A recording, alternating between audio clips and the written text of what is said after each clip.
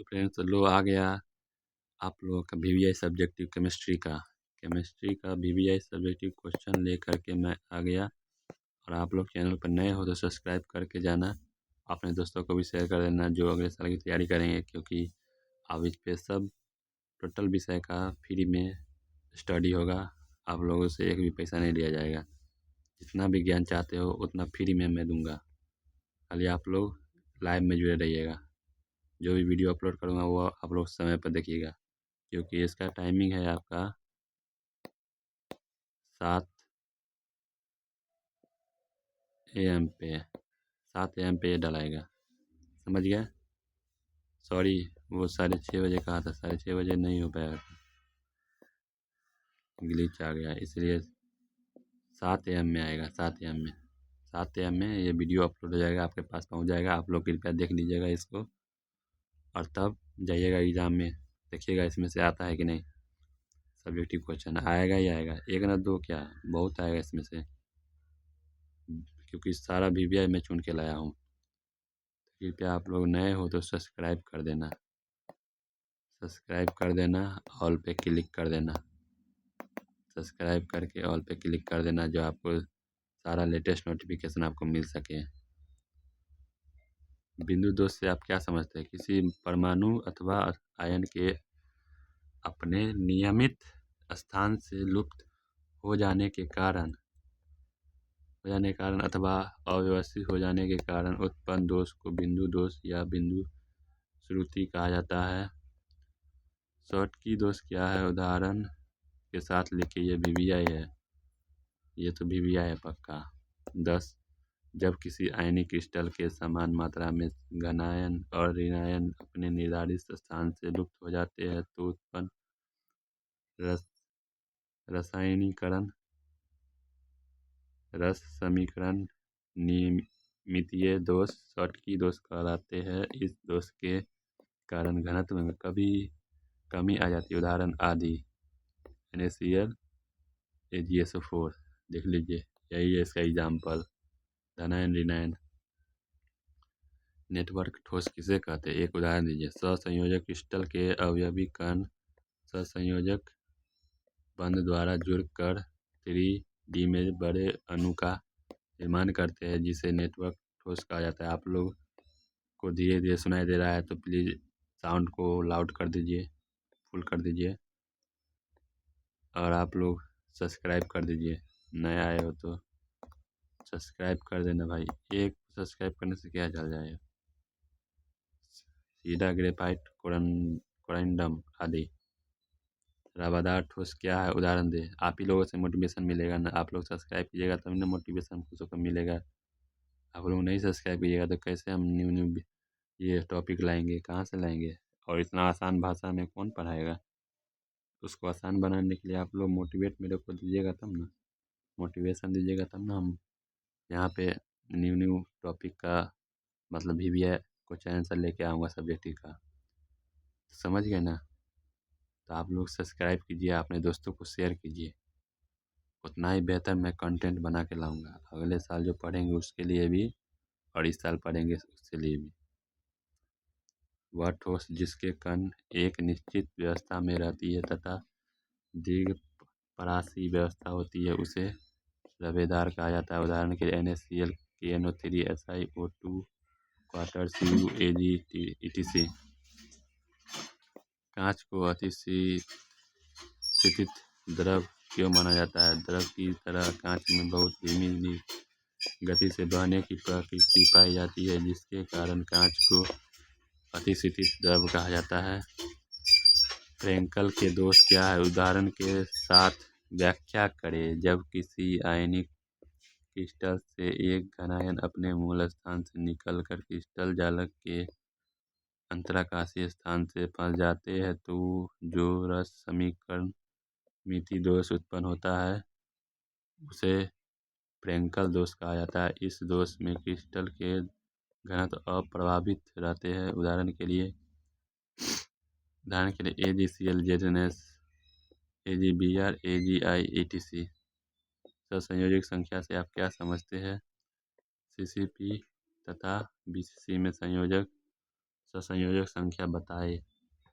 किसी क्रिस्टल में एक गोला अन्य जितने गोलों के संपर्क में रहते हैं उसे सहसंयोजक संख्या कहते हैं। सीवीपी में सहसंयोजक संख्या 12, बीसीसी में सहसंयोजक संख्या 8। फेरोचुंबकीय तथा पैराचुंबकीय द्रव्यों में क्या अंतर है? फेरोचुंबकीय वे पदार्थ जो बाह्य चुंबकीय क्षेत्र की ओर प्रबलता से आकर्षित होती है उसे लौहचुंबकीय पदार्थ कहते हैं। इनमें आयुमित ई की संख्या अधिक तथा एक ही दिशा में संरेखित रहती है।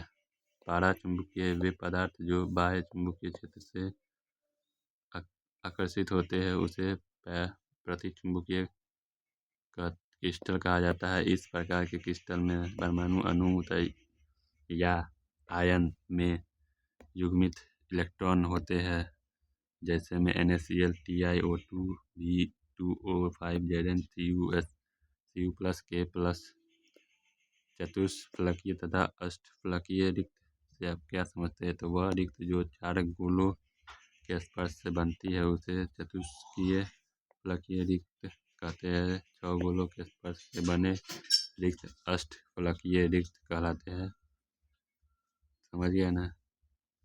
फिर नेक्स्ट दीजिए नेक्स्ट चैप्टर का। ऐसे 2 विलयन जिसका पराशरी दाब समान हो उसे समपराशरी घोल कहा जाता है। कृपया आप लोग 10 मिनट वेट कीजिए, उसी में मैं सारा चैप्टर का VBI इम्पोर्टेंट मैं कराने जा रहा हूँ। आप लोग 10 मिनट वेट कीजिए, 10 मिनट।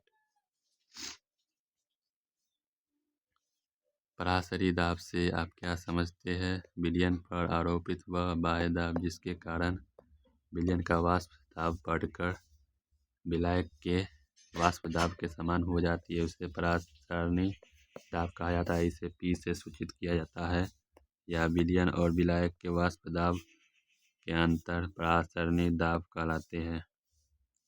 आप लोग नए हो तो सब्सक्राइब कर दो प्लीज़, आप ही सबसे मेरे को मोटिवेशन मिलेगा और लाइव भी चालू हो पाएगा। लाइव के लिए पता है ना आपको कितना सब्सक्राइबर चाहिए? 50 सब्सक्राइबर पूरेगा तब मेरा लाइव एक्टिवेट होगा, तभी मैं लाइव आ पाऊँगा। आदर्श और अनादर्श घोल में अंतर स्पष्ट करें। वह विलयन जो सभी ताप एवं सांद्रण पर राउल्ट के नियम का पालन करते हैं उसे आदर्श विलयन कहा जाता है। उदाहरण के लिए n hexane plus heptane, benzene, toluene etc। वे विलयन जो सभी ताप व सांद्रण पर राउल्ट के नियम का पालन नहीं करता है उसे अनादर्श विलयन कहा जाता है। उस उदाहरण में ethanol, acetone, ethanol water, benzene, acetone. Mole प्रभाज की व्याख्या की करें। विलयन में विलय का विलायक के मोलों की संख्या तथा विलयन में उपस्थित कुल मोलों की संख्या अनुपात को क्रमशः विलय या विलायक का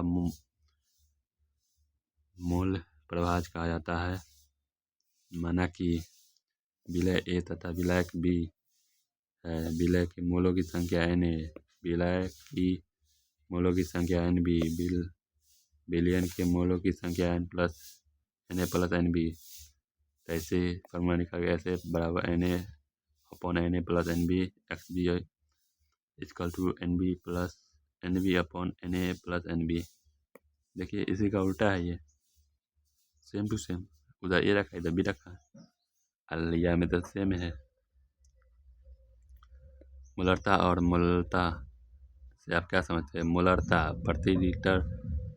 प्रति लीटर विलयन में घुले हुए विलय के मोलों की संख्या मोलरता कहलाती है। इसे m से सूचित किया जाता है। ये ताप से प्रभावित होता है। मोललता 1 kg विलायक में घुले हुए विलय के मोलों की संख्या मोललता कहलाती है। इसे m से सूचित किया जाता है। ये ताप से प्रभावित नहीं होते हैं। राउल्ट के नियम की व्याख्या करें। राउल्ट के नियमानुसार वाष्पशील द्रव्यों के विलयन के प्रत्येक अवयव का आंशिक दाब विलयन में उसके मोल अंश के समानुपाती होता है। अनुसंख्या गुणधर्म क्या है? इसके प्रकार को लिखिए। वह गुण जो विलयन में उपस्थित विलय के कणों की संख्या पर निर्भर करते हैं, न कि कणों के आकार या आकृति पर। अनुसंख्या गुणधर्म कहलाते हैं। अनुसंख्या गुणधर्म 4 प्रकार के होते हैं। वाष्प दाब का अवनमन, लोडिंग ऑफ वेपर, प्रेशर, क्वथनांक में उत्पन्न, एलिवेशन इन बीपी, हिमांक में अवनमन, डिप्रेशन इन फ्रीजिंग पॉइंट, प्रासरण दाब, ऑस्मोटिक प्रेशर। नेक्स्ट बीबीआई देखिए। क्वथनांक उन्नयन से आप क्या समझते हैं? जब शुद्ध वाष्पशील विलायक में ठोस अवाष्पशील विलय को मिलाया जाता है तो उसे विलयन के वाष्प दाब में कमी आ जाती है, परंतु क्वथनांक में वृद्धि हो जाता है। उसे क्वथनांक उन्नयन कहा जाता है। हिमांक अवनमन किसे कहते हैं? शुद्ध विलायक में ठोस अवाष्पशील विलय को मिलाने पर विलयन वाष्प दाब कम हो जाता है, अर्थात विलयन के वाष्प दाब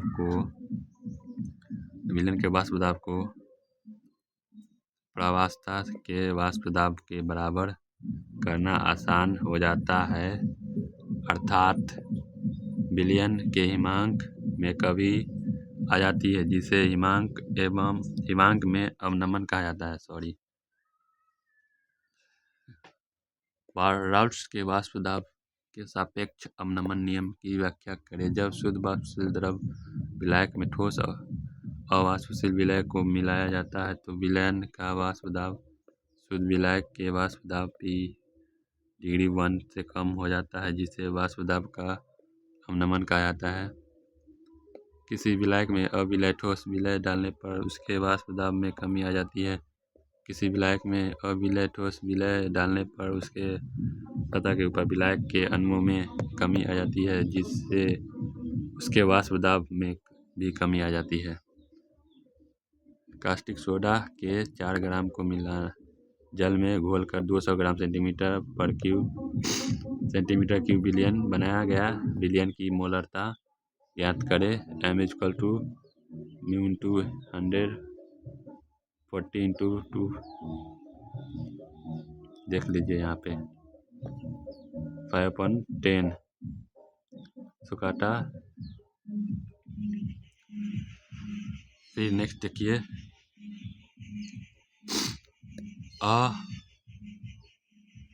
असामान्य आणविक द्रव्यमान से आप क्या समझते हैं? वह पदार्थ जो विलयन में वियोजित होता है उसका आणविक द्रव्यमान सामान्य आणविक द्रव्यमान से कम होता है, तथा जो पदार्थ विलयन में संयोजित होता है उसका आणविक द्रव्यमान सामान्य आणविक द्रव्यमान से अधिक होता है, जिसे असामान्य आणविक द्रव्यमान कहते हैं।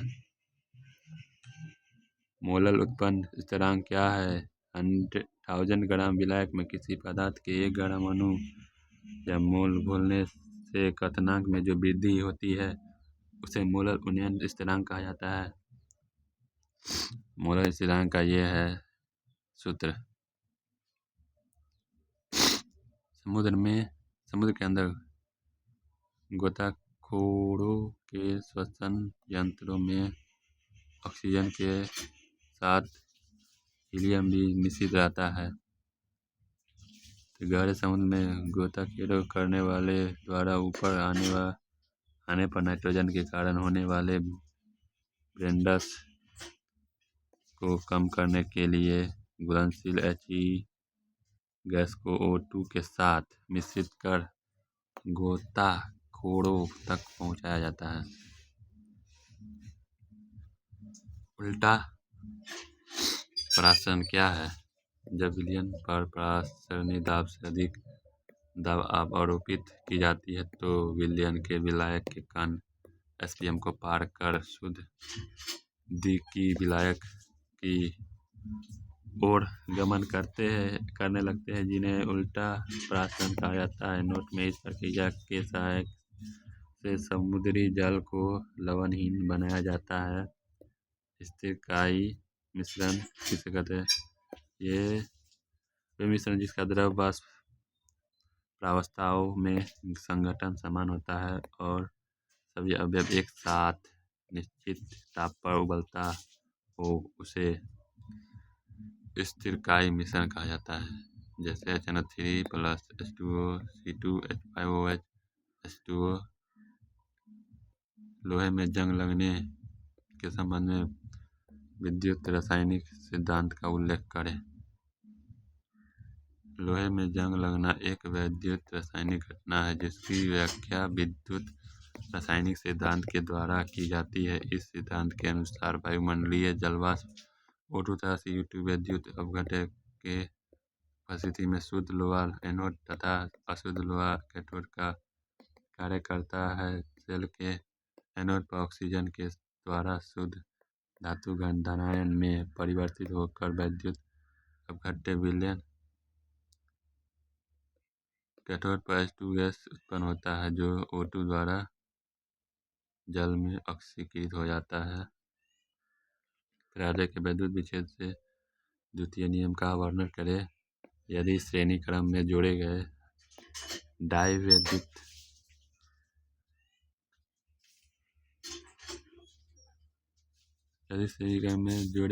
डाइविद्युत अपघट्य विलयन से होकर एक ही विद्युत धारा प्रवाहित किया जाए तो इलेक्ट्रोड पर मुक्त होने वाले पदार्थों की मात्रा उनके रासायनिक तुल्यांकों से समानुपाती होती है।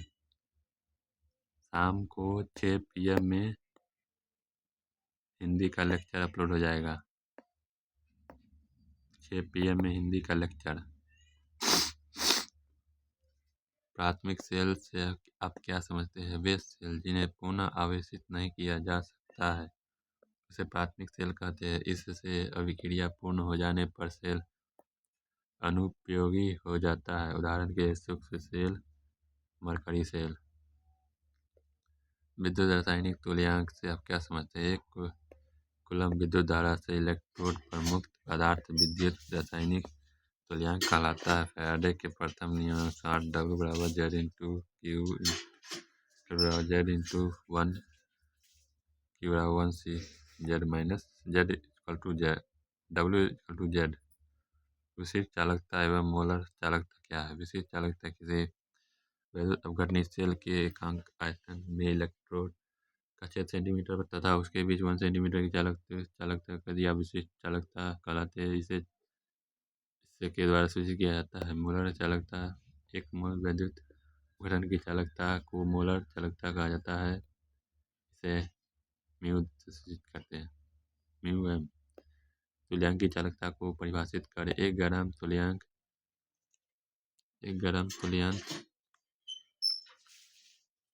विद्युत अपघट्य के विलयन की चालकता को उसकी तुल्यांक की चालकता कहते हैं। इस द्वारा पाई इक्विवेलेंट सूचित किया जाता है equal to K into B. संचयक बैटरी से आप क्या समझते हैं? ये बैटरी जिन्हें विद्युत धारा प्रवाहित कर पुनः आवेशित करके बार बार उपयोग में लाया जा सकता है उसे द्वितीयक सेल कहा जाता है। इसे द्वितीयक बैटरी भी कहा जाता है। इलेक्ट्रोड और इलेक्ट्रोड विभव को परिभाषित कर विद्युत अपघटनीय सेल या विद्युत रासायनिक सेल में डूबी धातु ग्रेफाइट की पतली छड़ इलेक्ट्रोड कही जाती है।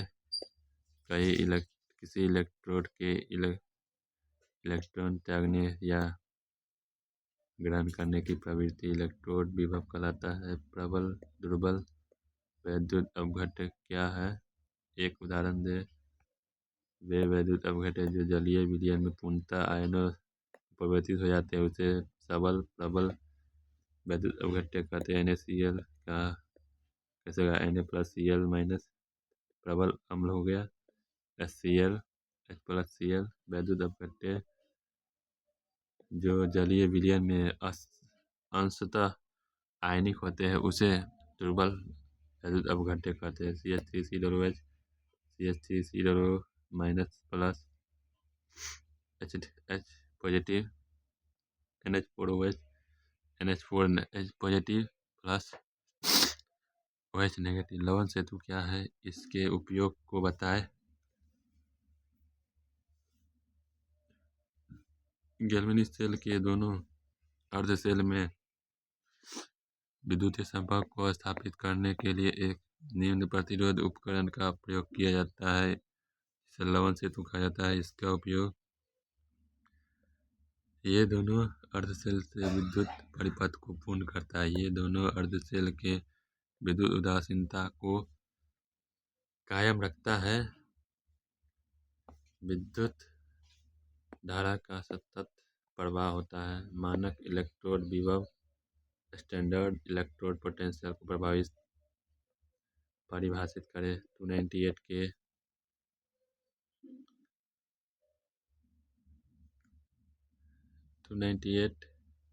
केल्विन 25 डिग्री सेल्सियस तापमान तथा 1 मोलर साधारण के विद्युत अपघट्य में निर्धारित इलेक्ट्रोड विभव मानक इलेक्ट्रोड विभव कहलाता है। इसे ई से सूचित किया जाता है।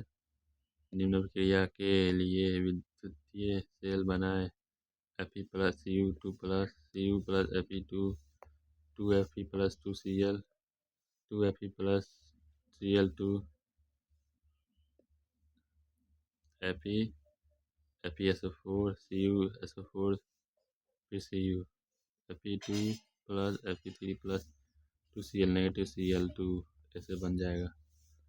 सेल स्थिरांक किसे कहते हैं? किसी चालक की लंबाई फर्स्ट एवं उसके अनुप्रस्थ काट का क्षेत्र के अनुपात को सेल स्थिरांक कहा जाता है। सेल स्थिरांक 1/एम्पियर ए आर्मस्ट्रांग कहा जाता है। उसे क्या है देखो कोलराउस के नियम।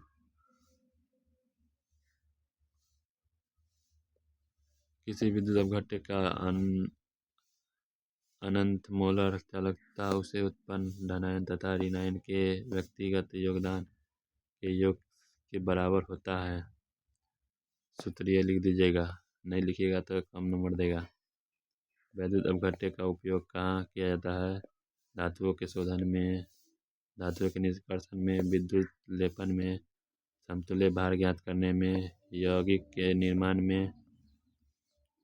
फिर देखिए अभिक्रिया के वेग पर ताप का क्या प्रभाव पड़ता है? ताप बढ़ा देने पर अधिकांश अणुओं के टक्कर आवृत्ति में वृद्धि हो जाती है, जिससे अभिक्रिया का वेग भी बढ़ जाता है। 10 डिग्री सेल्सियस ताप में वृद्धि करने से अभिक्रिया का वेग 2 से 3 गुना बढ़ जाता है। अभिक्रिया का औसत और तापछिकनिक वेग में अंतर स्पष्ट करें।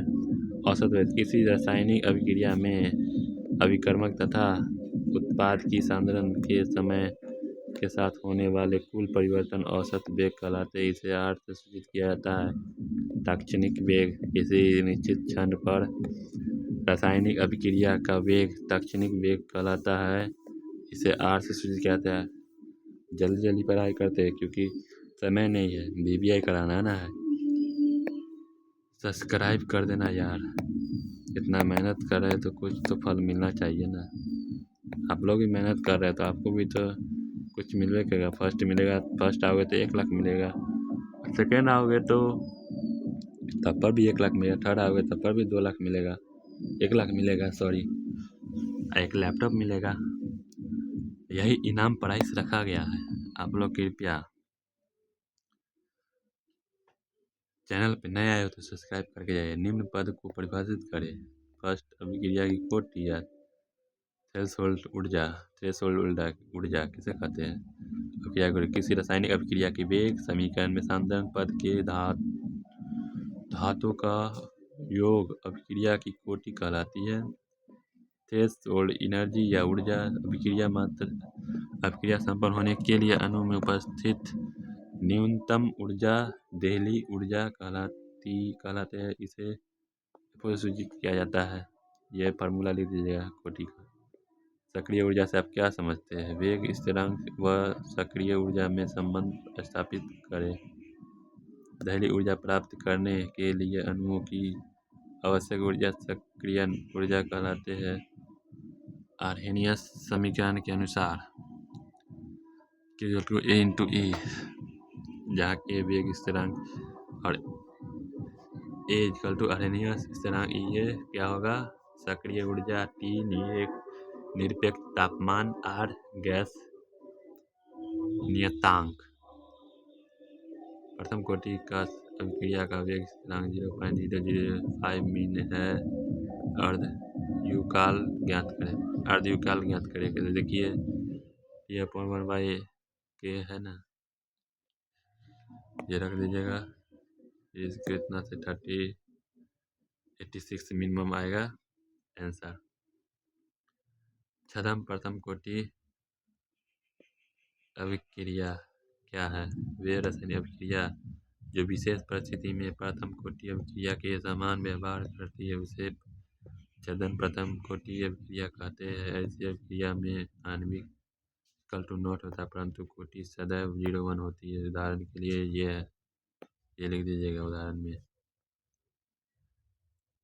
अभिक्रिया के आणविक से क्या समझते हैं, ये क्वेश्चन है आपके लिए, कृपया आप लोग ये लिख लीजिएगा। अधिशोषण अवशोषण में भिन्नता बताएं। ये पृष्ठीय घटना है तो ये पिंडीय घटना है।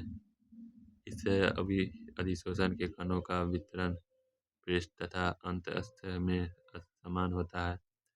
इसमें अधिशोषण का वितरण पृष्ठ एवं अंतस्थ दोनों समान होता है। प्रारंभ में अधिशोषण दर उच्च तथा समय सामान्यतः से कम होता है। इसमें अवशोषण दर सदैव नियत एवं समान होता है। भौतिक व रासायनिक अधिशोषण में क्या होता है? भौतिक अधिशोषण यह वैन डर वाल्स बलों द्वारा होता है। यह रासायनिक बंध बनने के कारण होता है। यह उत्क्रमणीय प्रक्रिया है। यह अणु उत्क्रमणीय प्रक्रिया है। निम्न ताप पर अधिशोषण अधिक होता है और रासायनिक अधिशोषण में अधिक ताप पर अधिक अधिशोषण होता है। फिर भौतिक में देखिए, यह पृष्ठीय क्षेत्रफल पर निर्भर करता है। यह भी पृष्ठीय क्षेत्रफल पर निर्भर करता है। इसमें अधिशोषण एंथैल्पी कम होता है। देखिए थीटा एच 20-40 केल्विन जूल पर मोल। इसमें अधिशोषण एंथैल्पी अधिक होता है, उसमें कम होता है, इसमें अधिक होता है। फॉर्मूला ये है। समांगी विसमांगी उत्प्रेरण से आप क्या समझते हैं? ये बी या ये समांगी और बी समांगी। समांगी उत्प्रेरक क्या है? यह जिस प्रक्रिया में अभिकारक तथा उत्प्रेरक समान भौतिक अवस्था में हो उसे समांगी उत्प्रेरक कहते हैं। जैसे एग्जाम्पल देखिए 2SO2 gas plus O2 gas है तो इसको एक साथ करेंगे तो 2SO3 हो जाएगा। ठीक वैसे ही विसमांगी का देखिए हेटेरो कैटलिस्ट जिस अभिक्रिया में अभिकारक तथा उत्प्रेरक भिन्न भिन्न भौतिक अवस्था में होते हैं उसे विसमांगी उत्प्रेरण कहते हैं। जैसे SO2 गैस है तो SO3 गैस हो जाएगा। किसी ठोस पर गैस के अधिशोषण को प्रभावित करने वाले कारक दो लिखे। अधिशोषण तथा अधिशोषण की प्रकृति। अधिशोष्य तथा अधिशोषण की प्रकृति। ठोस अधिशोषक का विशिष्ट क्षेत्रफल। अधिशोषक में सक्रियता, गैस का दाब, ताप। द्रवरागी लाइपोफिलिक एवं द्रव विरागी लाइपोफिलिक। लाइपोफिलिक क्लोराइड और लाइपोफिलिक क्लोराइड क्या ये सरलता से तैयार किए जा सकते हैं। ये विशिष्ट विधियों द्वारा बनाया जाता है। यह अस्थायी होते हैं, यह अस्थायी होते हैं, यह उत्क्रमणीय होते हैं, यह अनुत्क्रमणीय होते हैं, ये स्वयं कण होते हैं, ये आवेश युक्त कण होते हैं। इनका स्कंदन सरलता से नहीं होता है। ये अल्प थोड़े मिलाने पर स्कंदित हो जाते हैं। पेटलीकरण ये भी है, ये आएगा। पेटलीकरण पदार्थ के तुरंत बने हुए अवक्षेप प्रिसिपिटेट को परीक्षण माध्यम में उचित वैद्युत अपघट्य की न्यूनतम मात्रा की उपस्थिति में कोलाइड में परिवर्तित करने की क्रिया पेट्रीकरण कहलाती है। Phase precipitate dispersion medium.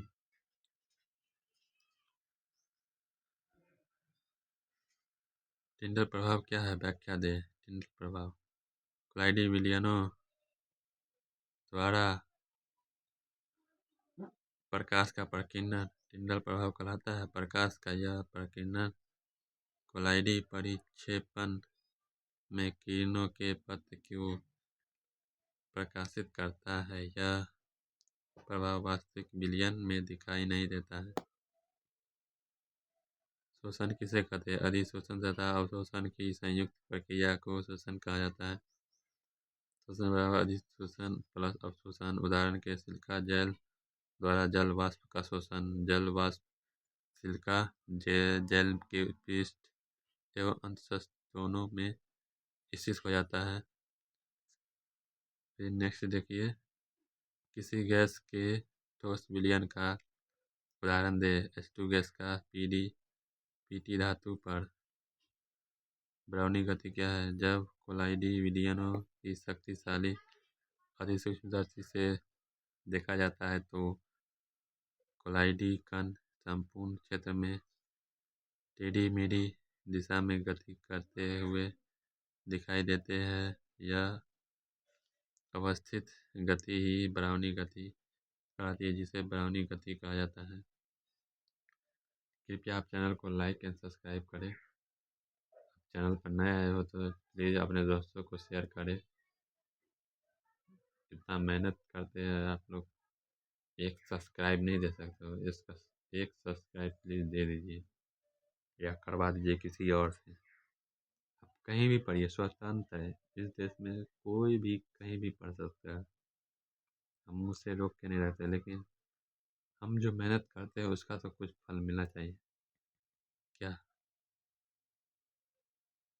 तो इसलिए आप लोग अच्छे बच्चे हो, आप लोग प्लीज़ सब्सक्राइब करके जाना। जो भी आज VVI बताया वो आज परीक्षा में आएगा। स्कंदन किसे कहते हैं? कोलाइडी कणों के नीचे बैठे जाने पर प्रक्रम स्कंदन या अवक्षेपण कहलाता है। यह द्रव स्नेही तथा द्रव विरोधी कोलाइड के प्रकार पर निर्भर करता है। अपोहन क्या है, आप लोग लिख लीजिएगा। चैप्टर 6 लोहे के अयस्कों का नाम एवं सूत्र लिखे। Haematite FeO3, magnetite Fe3O4। Aluminium धातु के निष्कर्षण में क्रायोलाइट अयस्क का उपयोग क्यों किया जाता है? एल्यूमीनियम विद्युत का कुचालक होता है तथा इसका द्रव्यमान काफ़ी उच्च के ऊपर होता है। अतः इनमें क्रायोलाइट मिलाने पर यह विद्युत के सुचालक तथा द्रव्यमान 900 सेल्सियस कम हो जाता है। ब्रेसेमरीकरण विधि से धातु का शोधन कैसे किया जाता है? अशुद्ध धातु को बेसेमर परिवर्तन में बाल के साथ रखकर वायु में उपस्थिति में गर्म किया जाता है, जिससे गर्म किया जाता है, जिससे अशुद्धियाँ वाष्पशील ऑक्साइड के रूप में बाहर निकल जाती है। धातु मल क्या है? वे रासायनिक पदार्थ जो नियत स्थापन या भर्जन प्रक्रिया में अद्रवित पदार्थ का द्रवित कर देता है, अतः यह द्रवित पदार्थ का धातु मल कहलाता है तथा पदार्थ द्रावक कहा जाता है। इसका फॉर्मूला ये है, इसका सूत्र लिख दीजिएगा।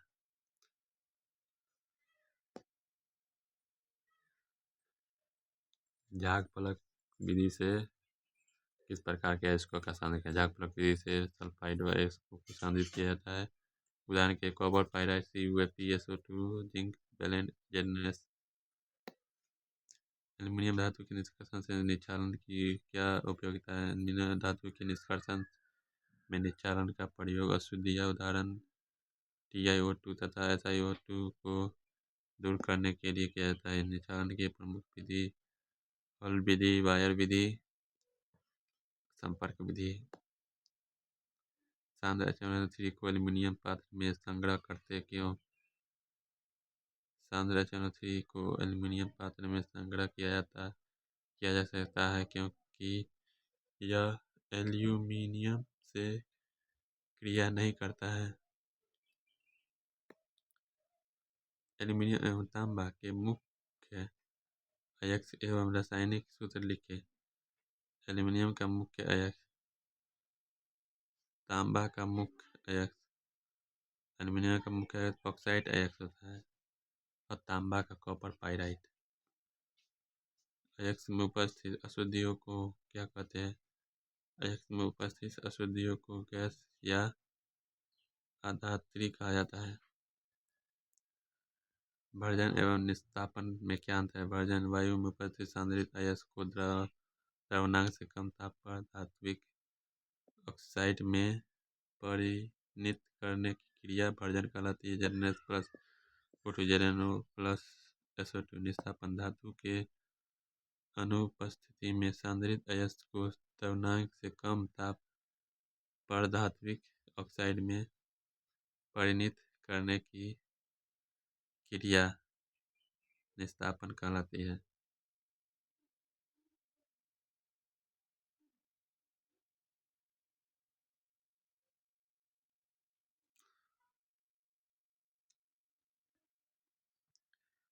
गालक व धातुमल में क्या अंतर है? वह रासायनिक पदार्थ जो निस्तापन एवं भर्जन में अद्रवित पदार्थ को द्रवित कर देता है उसे गलनांक या द्रवित पदार्थ धातुमल कहते हैं। प्रगलन किसे कहा जाता है? वह प्रक्रिया जिसमें निस्तापित या भर्जित अयस्क से धातु प्राप्त किया जाता है उसे प्रगलन कहा जाता है। इसमें प्रयुक्त विधि है कार्बन अपकरण विधि, एल्यूमीनियम अपकरण विधि, स्व अपकरण विधि। थैंक यू, धन्यवाद। आज के लिए इतना ही।